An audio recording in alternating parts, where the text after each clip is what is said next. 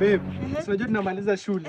Na as I told you, you are my everything. Wow. Si nilikwambia I'll give you the whole world. Oh my, No, babe. don't kneel. Na queen should never kneel. Unaona hata wewe, nikishamaliza shule venye tunatoka tu hivi after hapa. Babe, mimi nikienda kazi, I'll be calling you, I'll be sending you girlfriend allowance, I'll do everything.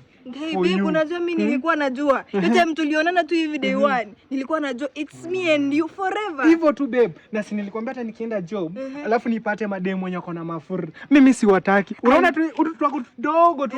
Babe, naipenda. I know my love. Yani unanipenda venye niko hivi. Unaona tu venye uko hivyo. Hakuna msichana mrembo. Unaona kwa hii dunia wewe ndio msichana mrembo. Imagine watu wananiambia hii ni ukonde. Hao nakwambia nini? Hao ndio wakonde. Lakini wewe, babe, you are my everything. In fact, I'm planning to marry you.